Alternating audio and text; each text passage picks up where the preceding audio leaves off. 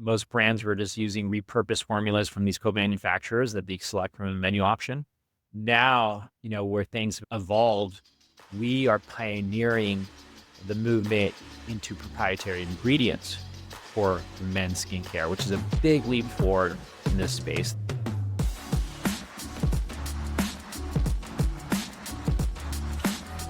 Welcome back to the Fitt Insider Podcast. I'm your host, Joe Veneri. Today I'm joined by Jared Pobre, co-founder and CEO of Caldera Lab. In this episode, we talk about building a performance skincare brand for men. Plus, we cover Caldera's biotech-driven formulas, targeting the longevity-minded male consumer, and scaling through premium retail and hospitality partnerships. Let's get into it. The Fitt Insider Podcast is presented by EGYM. EGYM's smart fitness ecosystem is transforming healthcare through exercise. Combining strength equipment with AI-powered software and corporate wellness platform WellPass, it's leading the shift to proactive preventative health. Learn more about EGYM's intelligent workout solutions at egym.com. Hi, Jared. Welcome to Fitt Insider. Thanks for joining us. Thanks for having me, Joe. To kick things off, why don't you introduce yourself and tell us about Caldera Lab? My name is Jared Pobre. I am the CEO and co-founder of Caldera Lab. Caldera Lab is a men's performance skincare brand. We initially launched the brand Jackson Hole and are now headquartered in Austin, Texas. How long has it been since you guys got started and kind of officially launched? We officially launched with sales in 2019, January of 2019, but we started thinking about the idea in 2016. In 2017, we formed the company and started working on product development. The reason I wanted to kind of get that context is because now things have, even very recently, and call it the last 5-7 years, have shifted pretty considerably. Just even what skincare is, beyond cosmetics, and certainly that for men. But maybe at the inception, what was that insight and how has it evolved since then? Yeah, so when I started looking at the space in 2016, there weren't that many players in men's skincare. Personally, my journey was with like Neutrogena early on when I was a teenager and whatnot, as a cleanser for acne. And then as I got older, I started to use Kiehl's in my 20s and into my 30s. And, what I found when I started looking at this category were men's brands that had been essentially in market for a short period of time, but usually having formulas that were repurposed women's formulas and really weren't that tailored for men. Just different scent profiles for men, but truly not really formulated for men. When it comes to that formula and thinking about maybe they're repurposed for women or certainly not tailored towards men, whether it's ingredients or kind of clinical backing or even like kind of biotech integration, what goes into that formula to say like, oh, this is actually for men and this is like the high performance version, as you kind of talk about it, skincare version for men? Back to that time period when we started really looking at it, it was a personal use case of mine that I got into the space because I started to age into the category, turned 40, and was living in the dry climate of Jackson Hole. The men's brands I was using simply just weren't performing. So I started using my wife's brands. She had went through this whole clean beauty, clean skincare, clean home goods movement, personally, and inspired me to also, think about, the deodorants and the body lotions, the shampoos and the facial cleansers and moisturizers that I was using. Her products were exceptionally better than the ones I was using. And there were a lot of great new brands in the category, in the women's space specifically, that were doing custom formulations, selecting like really high quality actives, really high quality bases, high quality preservatives, all clean, but nothing nearly like that in the men's category. So what we found were the men's brands in market, or they took this kind of fail fast mentality. You can go to these co-manufacturers and you can select from a menu of options for serums or cleansers or moisturizers, and you can be in market in like 6 months with packaging and a new brand. And that was kind of what we found, but in the men's side. But on the women's side, these these women entrepreneurs were taking years to develop their products, in terms of product development and formulation, testing, true efficacy that was unique to that brand and that product. And that was the path that we selected. So we went about it the hard way. We started from, our own brief, going to scientists, formulators, biologists, talking about like how we want to build a skincare product for men based on, men's skin type, and skin types are different for men. So, there are different types of actives that really work well with men's skin, which is typically thicker, it's more oily, etc. So it's evolved a lot, this space from, where it was in 2016. We kicked it off with totally custom proprietary formulas, which was kind of unique in the space. As I mentioned, most brands were just using repurposed formulas from these co-manufacturers that they select from a menu option. And then now, where things have evolved, we are pioneering the movement into proprietary ingredients for men's skincare, which is a big leap forward in this space. There are some really exciting brands on the women's side of skincare doing proprietary formants in exosomes and bioferments and things of that nature, but no one has done it yet for men until we brought that to the forefront. Even hearing you talk about it, like across the landscape and even on the men's side, it's in many ways like still very early in terms of like this formulation, proprietary ingredients. And you hear like some brands, if you take on maybe like the supplement nutrition side, like in EGYM, like they push this, hey, our kind of formula, we've recreated it or upgraded it like X number, I think hundreds of times at this point. And it's like a continually evolving kind of formula and what's in the package. How do you approach that on like the skincare side? Is it, hey, we have this formula, we continue to improve it and upgrade it, or it's we're launching kind of different SKUs and then giving you different things that you can kind of put together in terms of like your own routine? How do you think about that? Yeah, we think about it very thoughtfully in the sense that, when we first launched, we had the research, the experience, the access to the highest end skincare resources at the time. And what we found is every year, new innovation, new science is coming to the market, right? And so there's new kind of breakthroughs. And so the first version of skincare products that we brought to market were the best that we could possibly bring at that period of time, right? And we developed them for a certain type of skin type. It was dry skin in dry climates because I was living in Jackson and I was essentially, trying to solve for a use case of mine and also of others that I knew had a similar problem. But as we have been in this industry since 2019, going on 6 years now, we've learned a lot. We've learned all the different types of new technologies that are quite exciting that we've been able to now build a network and internal resources of scientists, of biologists, of the top leading labs in Europe and whatnot that build proprietary ingredients and do all this new innovation and whatnot.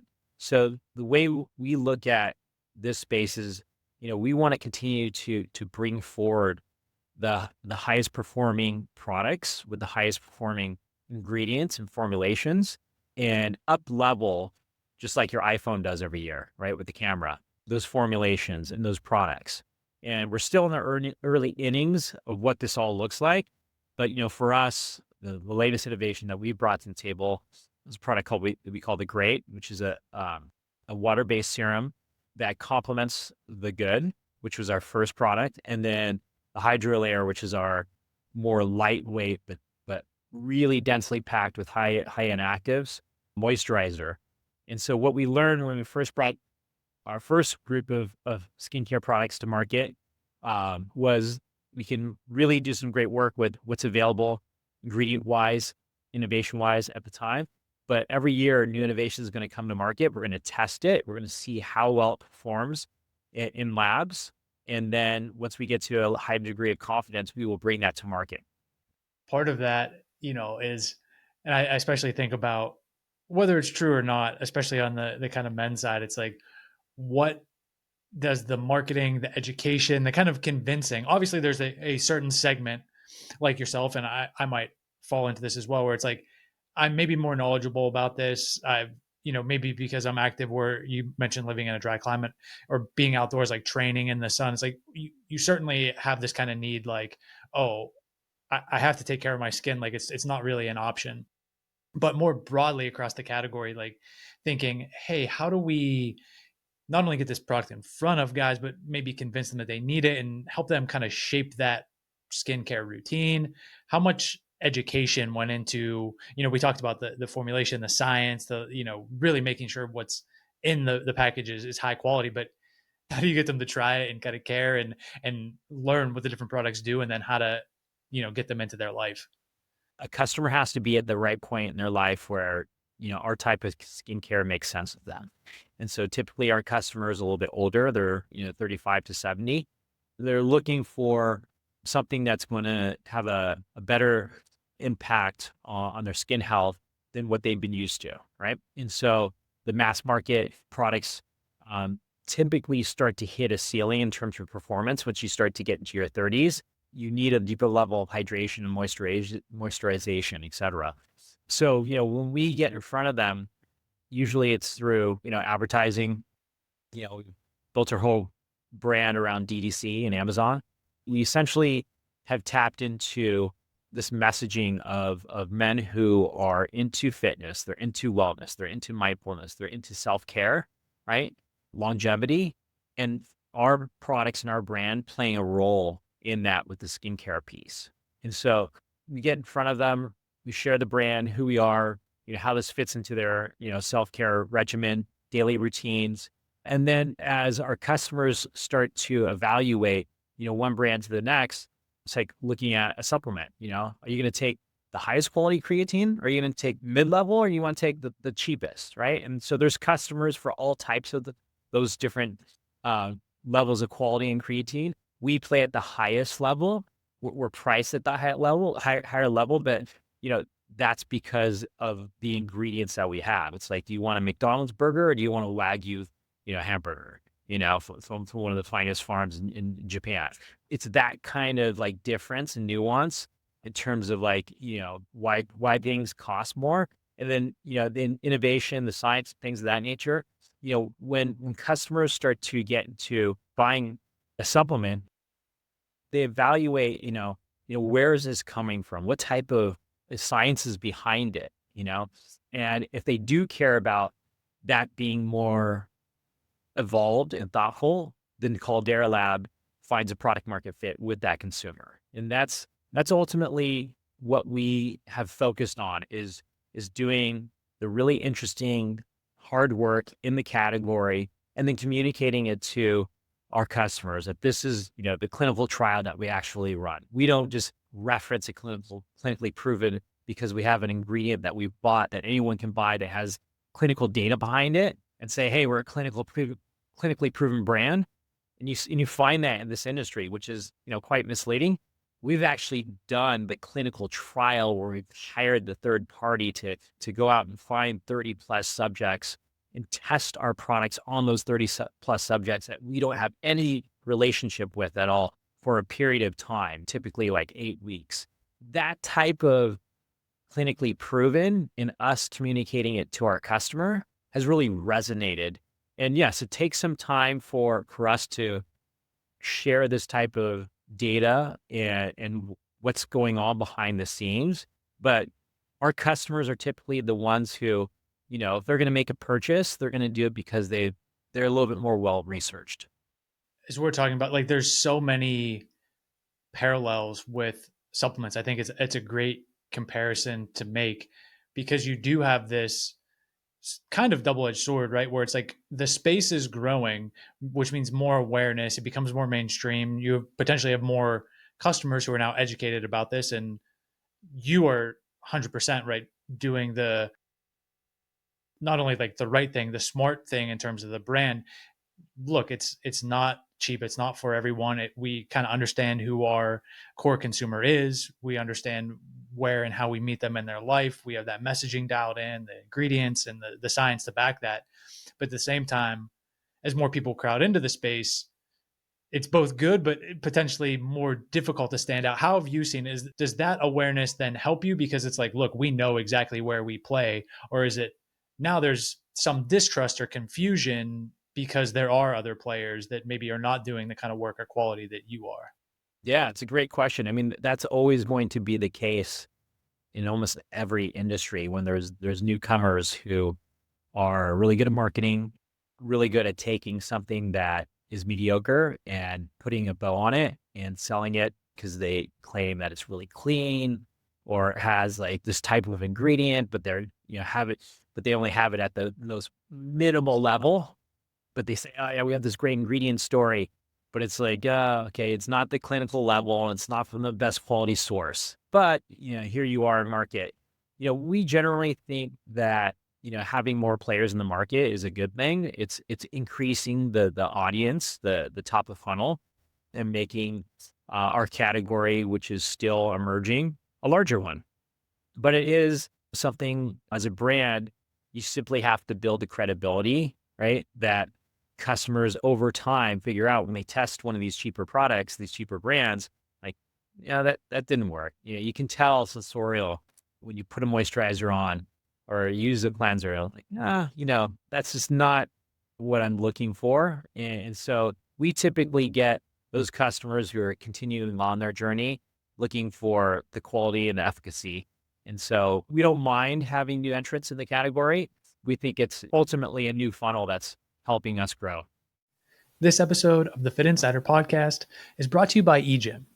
EGYM makes some of the most innovative strength training machines on the market, but that's only one part of their integrated ecosystem.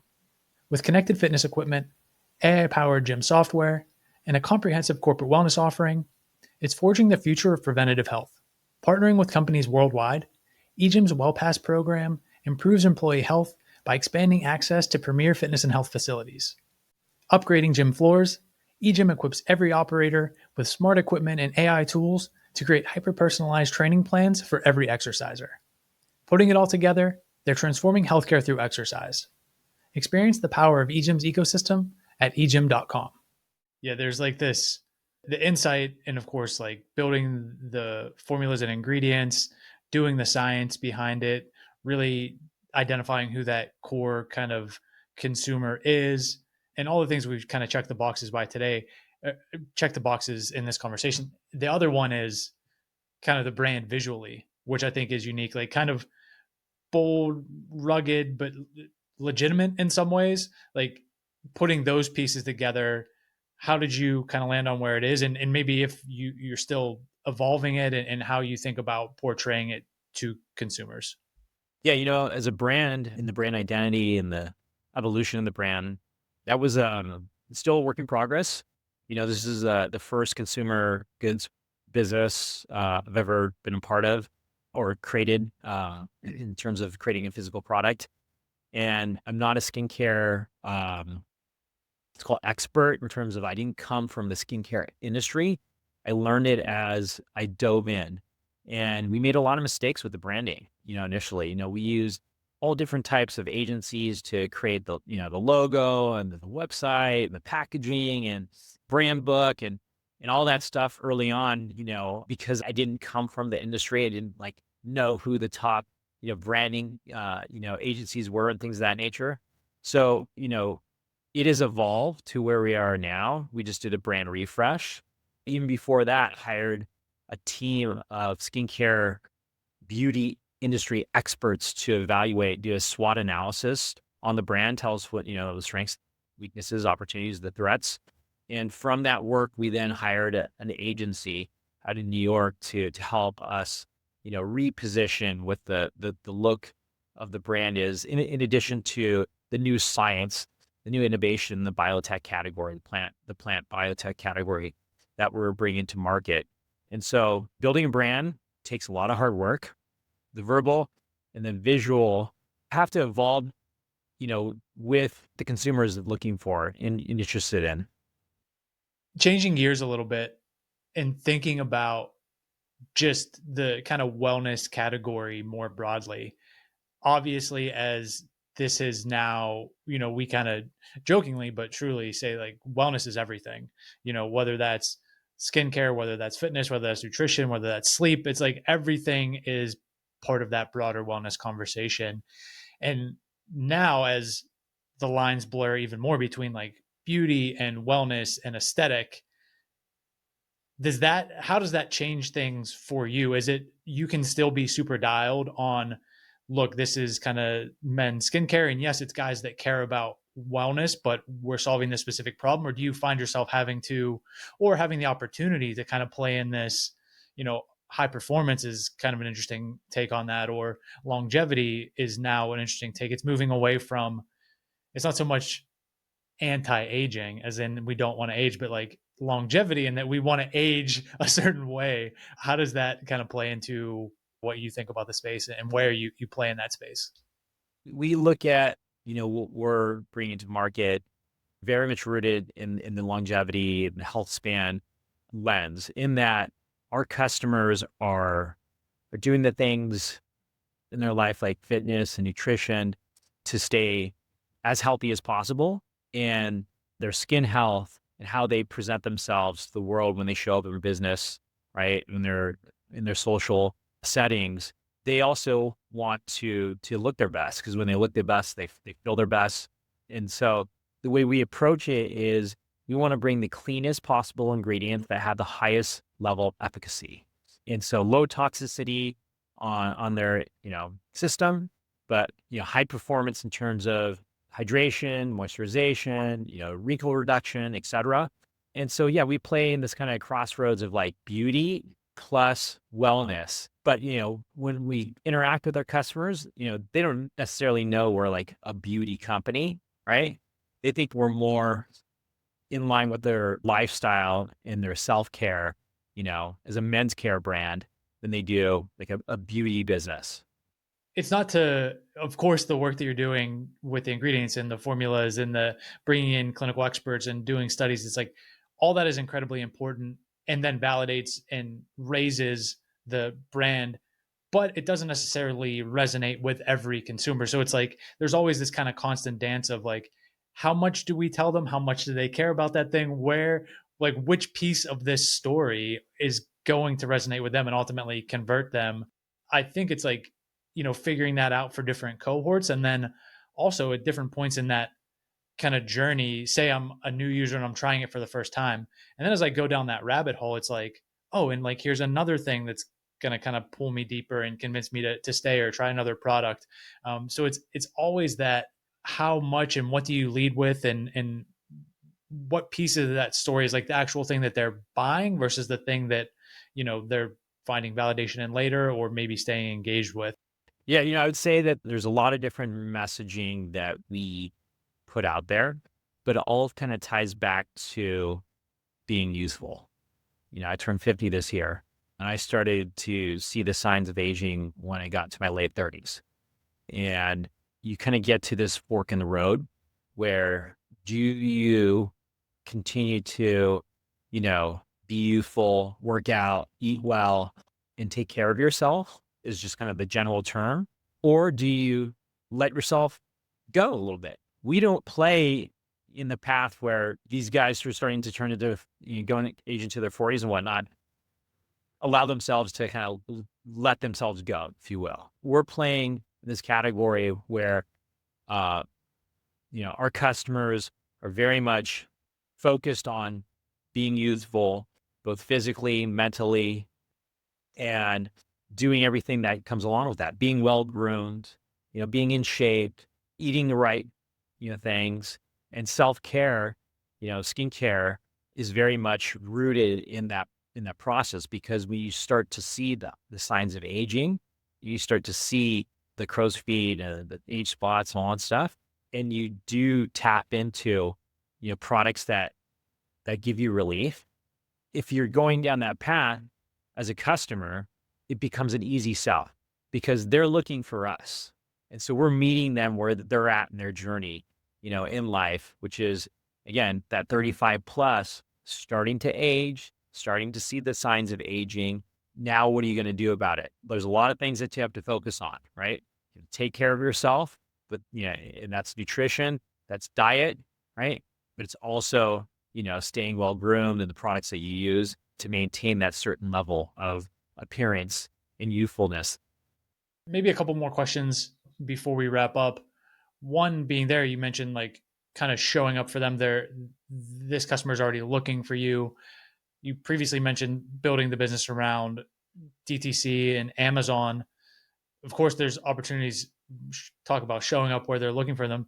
Hey, maybe I'm at the gym, or maybe I'm at this other place where you're already getting X service or additional retail partnerships. Do you anticipate, I guess, how do you think about distribution and maybe evolving that, just given the opportunity to reach this guy where he already is? Yeah, that's a great question. So, last year we raised our first round of institutional funding. I bootstrapped the business up until that point, and that funding is set aside for us to execute our retail strategy. So as you call out, we're trying to meet that customer where they are. We're developing relationships with the most high-end country clubs in the country right now. So, being in their locker rooms or being in the spas, of those country clubs.